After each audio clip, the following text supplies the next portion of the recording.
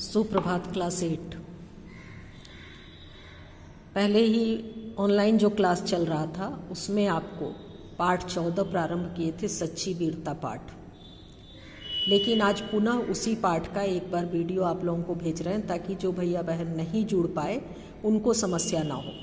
तो सबसे पहले हम लोग इस पाठ के शब्दार्थ को देखेंगे। इस पाठ का जो शब्दार्थ है उसको देखने से एक फायदा होता है आपको कि आप जहाँ उस तरह के शब्द आते हैं उसको आसानी से समझ पाते हैं। जैसे धीर शब्द है, धीर का अर्थ होता है धैर्यवान। आजाद आप सभी जानते हैं, स्वतंत्र। स्थिर का अर्थ होता है टिकी रहने वाली, यानी एक स्थान पे स्थिर रहना। अंतःकरण यानी हृदय, क्षुद्र यानी छोटा, परित्याग यानी छोड़कर, तिरस्कार अर्थात अपमान या बेइज्जती, निमित्त के लिए, अनहलक मैं ही ब्रह्म हूं। और फिर इधर के भी शब्दार्थ को आप देखते चलिए। ये उर्दू के कुछ कुछ शब्द आए हैं जिसके कारण दरिया वगैरह शब्द ये दिया हुआ है। बुजदिली, कायरता, अरण्य, जंगल, वन, संकल्प, इरादा, चकित, हैरान, सर्द, ठंडा।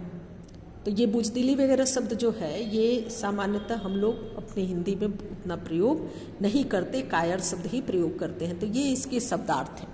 अब देखिए, सच्ची वीरता पाठ का जो सार है उसको देखने की आवश्यकता है कि सच्ची वीरता पाठ का शीर्षक, इसी शीर्षक में ही पूरे पाठ का सार छिपा हुआ है कि सच्ची वीरता वास्तव में है क्या। केवल वही व्यक्ति जो सेना में रह कर के लड़ाई करता है वही सच्चा वीर है, या किन किन कार्यों से हम अपनी वीरता का प्रदर्शन कर सकते हैं। तो सबसे पहले हम देखेंगे कि सच्चे वीर पुरुष धीर, गंभीर और आजाद होते हैं। यानी सच्चे वीर जो होते हैं उनका ये स्वभाव दिया हुआ है। अब इसको आप प्रश्न रूप में लिख सकते हैं कि सच्चे वीर का स्वभाव कैसा होता है। इसी से आपका प्रश्न निकल जाएगा। इसीलिए बार बार कहते हैं कि यदि आपको प्रश्न बनाना आ गया तो उत्तर आपको स्वतः आ जाएगा कि सच्चे वीर जो होते हैं वो धीर, गंभीर और आजाद होते हैं। उनके मन की गंभीरता और शांति समुद्र की तरह विशाल और गहरी। आप लोगों में से जिन भैया बहनों ने देखा होगा समुद्र को, तो समुद्र अथाह होता है, यानी उसका कोई थाह नहीं चलता। यानी एक किनारे पे खड़े होकर आप उसके दूसरे छोर को नहीं देख सकते। ठीक वो अंदर कितना गहरा है ये आप समझ नहीं सकते। उसी तरह से आकाश की तरह स्थिर, यानी एक स्थान पर टिके रहने वाला और अचल होती है। किसके मन की गंभीरता? तो जो सच्चे वीर होते हैं उनके मन की गंभीरता। यहाँ पर कवि लेखक जो इसके हैं सरदार पूर्ण सिंह, उन्होंने ये उपमा दी है कि सच्चे वीर का मन जो होता है वो समुद्र की तरह गहरा और विशाल तथा आसमान की तरह स्थिर और अचल होता है। परंतु वहीं पर ये जोड़ रहे हैं कि शांत तो होता है, परंतु जब ये शेर गरजते हैं तब सदियों तक उनकी दहाड़ सुनाई देती रहती है और अन्य सब आवाजें बंद हो जाती हैं। शेर की आवाज को, शेर के बोलने को दहाड़ना कहते हैं। तो कहते हैं कि ये शांत रहने वाले सच्चे वीर जब शांत रहते रहते दहाड़ते हैं तो इनकी वो दहाड़, इनकी वो आवाज सदियों तक सुनाई देती हैं। और जब इनकी दहाड़ सुनाई देती है तो बाकी सारी आवाजें शेर की आवाज की मानिंद ही, जैसे शेर जब दहाड़ता है तो बाकी सारे जानवरों की आवाज या पक्षी पशु किसी की भी आवाज सुनाई नहीं देती। उसी तरह से जब ये वीर, सच्चे वीर दहाड़ते हैं तो बाकी सारी आवाजें जो हैं, अन्य सभी आवाजें जो हैं वो स्वतः बंद हो जाती हैं।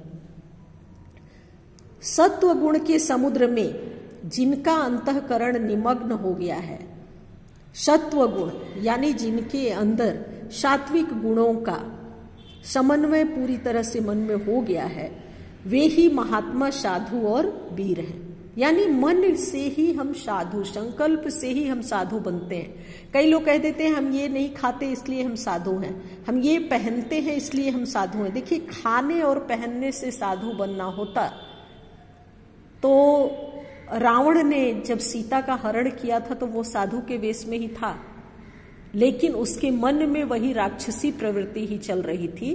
तो केवल वेश बदल लेने से कोई संत हो जाएगा या केवल आहार परिवर्तन से कोई संत हो जाएगा, ऐसा संभव नहीं है। तो महात्मा, साधु और वीर वो हैं जिन्होंने अपने मन में सात्विक गुणों को समाहित किया है। वे लोग अपने क्षुद्र जीवन का परित्याग कर ऐसा ईश्वरीय जीवन पाते हैं।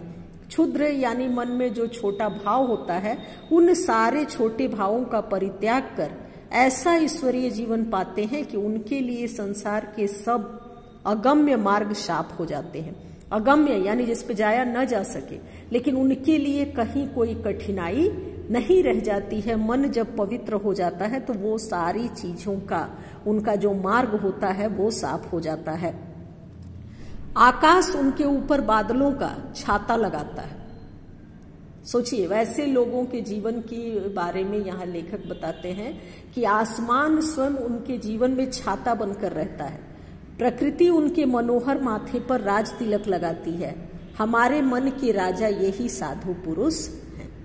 यानी ऐसे लोगों के लिए प्रकृति भी अपने तरफ से उनका श्रृंगार करती है, उनका साथ देती है, और वास्तव में यही लोग जो हैं वो साधु पुरुष कहलाने के हकदार हैं, जिन पर की प्रकृति का प्रेम है। मन में यदि आपके वो वैराग्य आ गया, वो निर्वेद का भाव आ गया, वो सात्विक भाव आ गया, तब वो वास्तव में साधु बने, और लेखक उसी को साधु मानते हैं। आगे वो एक कथा के रूप में बताने का प्रयास कर रहे हैं, एक छोटे से प्रसंग के रूप में बताने का प्रयास कर रहे हैं कि एक बार एक बागी गुलाम कहते हैं कि जो किसी भी राजा के या किसी भी व्यक्ति के अधीन काम करता है वो गुलाम है। और एक बादशाह की बातचीत हुई, यानी एक राजा के अधीन रहने वाले एक गुलाम और बादशाह की बातचीत हुई। वह गुलाम कैदी दिल से आजाद था, यानी था तो वो गुलाम लेकिन दिल से वो आजाद था। बादशाह ने कहा, मैं तुमको अभी जान से मार डालूंगा, तुम क्या कर सकते हो? गुलाम बोला, हाँ मैं फांसी पर तो चढ़ जाऊंगा, पर तुम्हारा तिरस्कार तब भी कर सकता हूं। देखिए कितनी अच्छी बात। मन से वो राजा था, राजा यहाँ राजा नहीं था, मन से वो गुलाम राजा था। उसने कहा मैं फांसी पे तो चढ़ जाऊंगा, पर तुम्हारा तिरस्कार वहां भी कर सकता हूं। इस गुलाम ने बादशाहों के बल की हद दिखला दी। बस इतने ही जोर और इतनी ही सेखी पर ये झूठे राजा मार पीट कर कायर लोगों को डराते हैं। यहाँ लेखक बताते हैं कि इस गुलाम ने